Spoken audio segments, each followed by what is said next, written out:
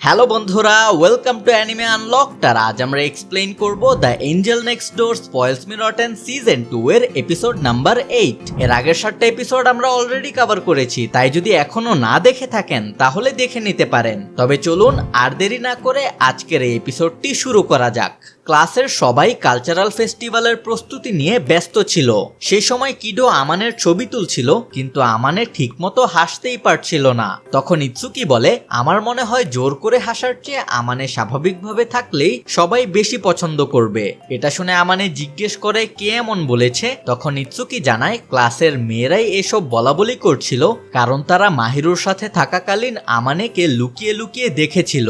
Kiddo তখন যোগ করে যে মাহিরুর সাথে থাকলে আমানের মধ্যে একদম আলাদা ধরনের অরা দেখা যায়। তবে এটা শুনে মাহিরু একটু জেলাস হয়ে পড়ে, কারণ সে মনে করে কিডো আমানের সাথে ফ্লার্ট করছিল।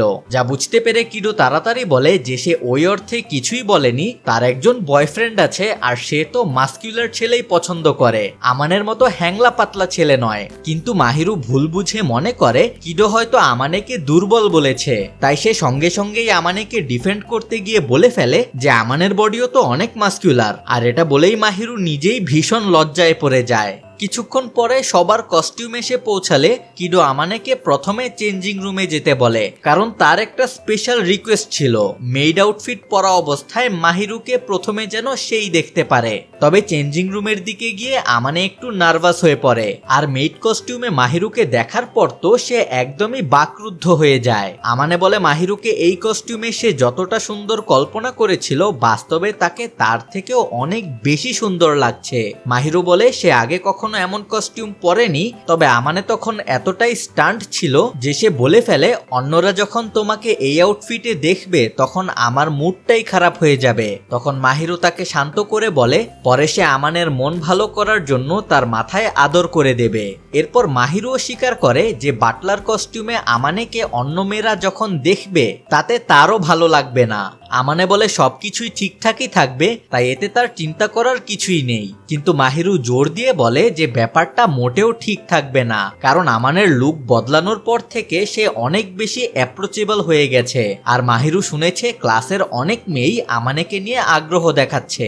আমানে বলে আমি তো এরকম কিছু শুনিনি। তখন মাহিরু বলে ওরা তো এসব তোমাকে সরাসরি বলবে না, এগুলো নিয়ে মেয়েদের নিজেদের মধ্যে কথা হয়, তাই আমার এই ব্যাপারটা অস্বস্তিকর লাগে। তখন আমানে জিজ্ঞেস করে মেয়েরা আসলে কি নিয়ে কথা বলে। মাহিরু জানায় তারা বলে আমানে খুবই কাইন্ড আর জেন্টালম্যান টাইপের, আর সে যদি কারো সাথে রিলেশনে থাকে তাহলে সে অন্য কোনো মেয়ের দিকে তাকাবেই না। যা শুনে আমানে বলে শেষের কথাটা হয়তো সত্যি, কারণ আমার চোখে শুধু তুমিই আছো। যার পর আমানে মজা করে বলে তোমার ক্ষেত্রেও কি তাই, নাকি তুমি অন্য কোনো ছেলেদেরও সিগন্যাল দিচ্ছ?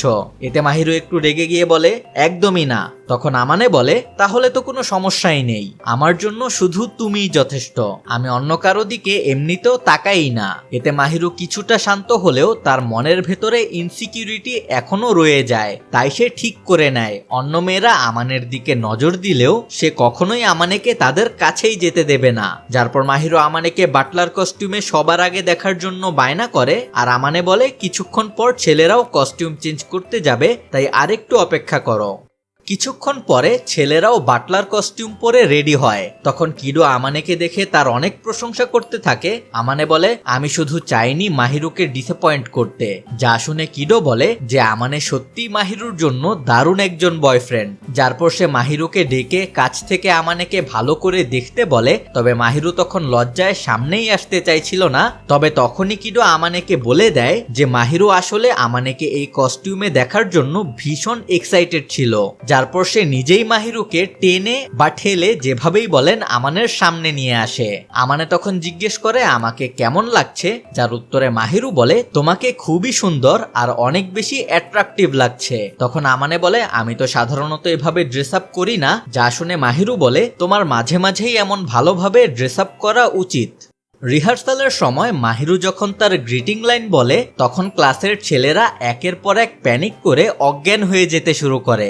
যদিও কিডো পুরো ব্যাপারটাকে খুবই মজার হিসেবে নিচ্ছিল, কিন্তু আমানে বলে যে তার কাছে ব্যাপারটা মোটেও ভালো লাগছে না, কারণ এটা শুধু অ্যাক্টিং হলেও অন্য ছেলেদের দিকে মাহিরুকে স্মাইল করতে দেখার বিষয়টা তার ভালো লাগছিল না। তখন কিডো মজা করে বলে, দেখে তো মনে হচ্ছে তুমি মাহিরুর প্রেমে একদম পাগল হয়ে গেছো। আমানে একটু বিরক্ত হলে কিডো আবার বলে, তুমি যখন জেলাস হও তখন তোমার চেহারা দেখে খুব সহজেই তা বোঝা যায়, আর এটা দেখলে আমার খুবই ভালো লাগে। তবে রিল্যাক্স, আমি কিন্তু তোমার প্রেমে পড়িনি। তখন আমানে জিজ্ঞেস করে, শেষের কথাটা বলার কি খুবই দরকার ছিল? আসলে এর কারণ ছিল মাহিরু। সে যেভাবে তাদের দিকে তাকিয়েছিল সেটা দেখে কিডো নিজেও একটু ভয় পেয়ে গিয়েছিল, তাই সে এই কথাটা শেষে অ্যাড করেছে। এরপর ইউতার রিহার্সালের সময় আসতেই মেয়েদের মধ্যে তর্ক বেঁধে যায় তার সাথে প্র্যাকটিস করার সুযোগ কে পাবে সেটা নিয়ে। সেই সময় আমানে কিডোকে তার বয়ফ্রেন্ড সম্পর্কে জিজ্ঞেস করলে কিডো জানায় তার বয়ফ্রেন্ড অন্য ক্লাসে পড়ে, যার পর কিডো মেয়েদের ঝগড়া থামিয়ে বলে সবাই যেন পালা করে ইউতার সাথে রিহার্সাল করে। ঠিক তখনই মাহিরু আমানেকে জিজ্ঞেস করে রিহার্সালে সে কি আমানের প্রথম কাস্টমার হতে পারে। আমানে রাজি হয়, কিন্তু আমানে অ্যাক্টিং শুরু করতেই মাহিরু এতটাই নার্ভাস হয়ে পড়ে যে সে ঠিকমতো কথাই বলতে পারছিল না। তখন কিডো আমানের অ্যাক্টিং এর প্রশংসা করে, আর এরপর সে অন্যদের কাস্টমার সার্ভিস স্কিল চেক করতে চলে যায়। এরপর আমানে মাহিরুর সাথে কথা বলতে যায়, কিন্তু সে কিছু বলার আগেই চিতোষে তাদের মাঝে চলে আসে। সে আমানেকে বলে, তুমি মাহিরুর ফিলিং নিয়ে খেলা করো না, তোমার লুকের কারণে মাহিরু তোমার সামনে একদমই দুর্বল হয়ে পড়ে। এটা শুনে আমানে কনফিউজ হয়ে জিজ্ঞেস করে চিতোষে আসলে কি বলতে চাইছে, কারণ আমানের জানা মতে তো সে কখনোই মাহিরুর ফিলিং নিয়ে খেলা করেনি। তখন চিতোষে বলে আমানের একটা স্পেশাল এবিলিটি আছে যেটা শুধু মাহিরুর উপরই কাজ করে। তবে তখনও অন্য মেয়েদের গসিপ নিয়ে একটু আপসেট থাকা মাহিরু বলে, হয়তো এখন শুধু আমি তোমার টার্গেট নই। তখন আমানে জিজ্ঞেস করে তাকে কি সত্যি এত ভালো লাগছে? উত্তরে মাহিরু হ্যাঁ বললে মাহিরু আর আমানের রিয়াকশন দেখে চিতোষে বলে যে মাহিরু তার ভাবনার থেকেও অনেক ভালোভাবে এসব হ্যান্ডেল করছে, আর সে এটাও বলে যে মাহিরুকে ব্লাশ করালে তার সৌন্দর্য যেন আরো অনেক গুণ বেড়ে যায়। যা শুনে আমানে একটু বিরক্ত হয়, যার পর সে মাহিরুর দিকে তাকিয়ে বুঝতে পারে যে আসল ইভেন্টের সময় মাহিরু হয়তো আরো বেশি অ্যাটেনশন পাবে, আর সেই কারণেই আমানে ঠিক করে সে মাহিরুর ওপর পুরো সময়ই নজর রাখবে। ইভেন্ট শুরু হওয়ার ঠিক আগে ইৎসুকি সবাইকে উৎসাহ দিয়ে বলে যেন তারা আজকের ফেস্টিভ্যাল পুরোপুরি উপভোগ করে এবং অন্য ক্লাসগুলোর চেয়ে বেশি আর্নিং করে দেখায়। যার পর সবাই নিজ নিজ কাজে ব্যস্ত হয়ে পড়ে।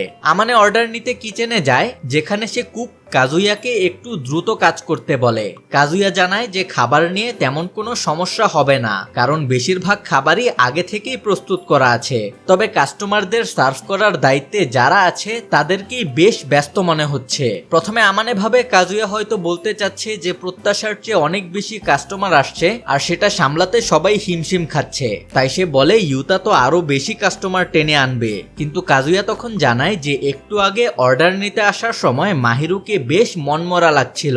এটা শুনে আমানে আর তার সাথে থাকা মাকোতো দুইজনেই ভাবতে শুরু করে যে হয়তো আমানেকে ফিমেল কাস্টমারদের সাথে কথা বলতে দেখেই মাহিরু আপসেট হয়েছে। তবে আসল কারণ ছিল সম্পূর্ণ ভিন্ন। বেশ কয়েকজন পুরুষ কাস্টমার বারবার মাহিরুর সাথে ফ্লার্ট করার চেষ্টা করছিল।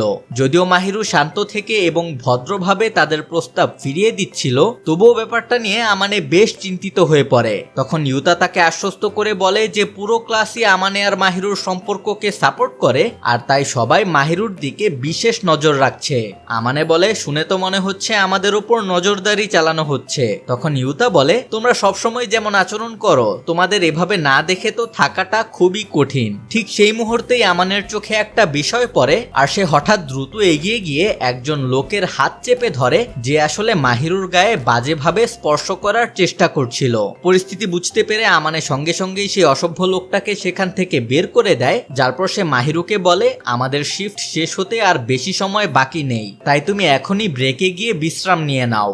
তাদের শিফট শেষ হওয়ার পর আমানে মাহিরুর সাথে দেখা করে এবং জিজ্ঞেস করে সে কেমন অনুভব করছে। মাহিরু তাকে আশ্বস্ত করে যে সে ঠিক আছে, যারপর আমানে নিজের সোয়েটশার্ট মাহিরুর গায়ে পরিয়ে দেয়, কারণ মেড আউটফিটের কারণে মাহিরু সবার নজরে একটু বেশিই পড়ছিল। এরপর তারা কিছু খেতে যাওয়ার সিদ্ধান্ত নেয়, আর পথে তাদের দেখা হয় কিডো আর তার বয়ফ্রেন্ড সোজি কায়ানোর সাথে। সোজি নিজের পরিচয় দেওয়ার পরই কিডো তার বয়ফ্রেন্ডের বডি নিয়ে গর্ব করতে শুরু করে, আর সেটাই মাহিরুকে ট্রিগার করার জন্য যথেষ্ট ছিল এবং সঙ্গে সঙ্গেই সে বলে ওঠে যে আমানের বডিও তো কম নয়। আসলে কিডো ইচ্ছে করে এটা বলেছিল যাতে মাহিরু নিজেই মুখ ফসকে আমানের ব্যাপারে নিজের মতামত বলে ফেলে।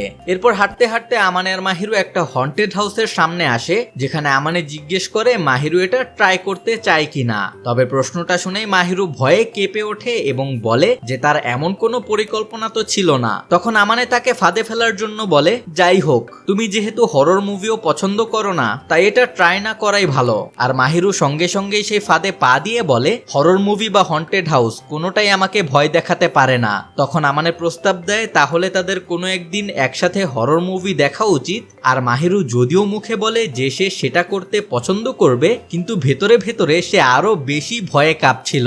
আর এটা আমানে বুঝতে পারে এবং বলে, তুমি কি এখনো মিথ্যাই বলে যাবে? পরে যদি একা ঘুমাতে না পারো তাহলে কিন্তু আমাকে দোষ দিও না। উত্তরে মাহিরু বলে যে সে মিথ্যা বলছে না, আর যদি কোনো ইমার্জেন্সি হয় তাহলে আমানেকে তার খেয়াল রাখতে হবে আর তার কাছেই থাকতে হবে। তখন আমানে মজা করে জিজ্ঞেস করে যদি আমি ভূতের থেকেও বেশি ভয়ঙ্কর হই তাহলে? উত্তরে মাহিরু বলে যে সে আমানেকে মোটেও ভয়ঙ্কর ভাবে না, আর তারা তো আগেও একসাথে ঘুমিয়েছে।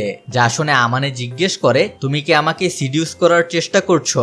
তখন মাহিরু পাল্টা বলে, তুমিই তো আমাকে মুভি দেখতে ইনভাইট করলে। তখন আমানে বলে যে তার কোনো খারাপ উদ্দেশ্য ছিল না, সে শুধু চাইছিল মাহিরুকে ভয় পেতে দেখার মজাটা উপভোগ করতে। হন্টেড হাউস থেকে বের হওয়ার পর দেখা যায় মাহিরু ভয়ে এখনো কাঁপছিল। ঠিক তখনই পেছন থেকে কেউ একজন আমানেকে ডাক দেয়, আর ঘুরে তাকিয়েই তারা দেখতে পায় লোকটা আর কেউ নয়, ইৎসুকির বাবা দাইকি আকাজাওয়া। দাইকি আমানের বদলে যাওয়া লুক লক্ষ্য করে তার প্রশংসা করেন, যারপর তিনি আমানের পাশে দাঁড়িয়ে থাকা মেয়েটির দিকে তাকিয়ে জিজ্ঞেস করেন যে সে কে।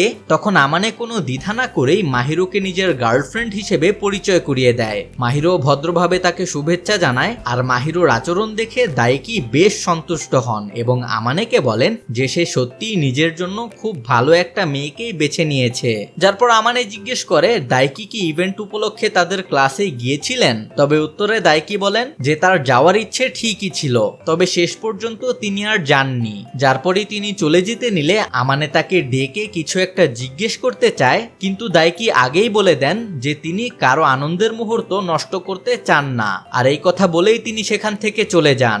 দাইকি চলে যাওয়ার পর আমানে আর মাহিরু দুইজনেই বুঝতে পারে যে তিনি এখনো চিতোশেকে পুরোপুরি মেনে নিতে পারেননি। তখন আমানে বলে সে পারলে দাইকির মন পরিবর্তন করার জন্য কিছু একটা করত, কিন্তু বাস্তবে তার হাতে করার মতো তেমন কিছুই ছিল না। তখন মাহিরু বলে ওরা দুইজন একে অপরের জন্য একদম পারফেক্ট, আর কেউ যদি তাদের আলাদা করতে চায় সেটা আমার একদমই ভালো লাগবে না, আর আমি তা চাইও না।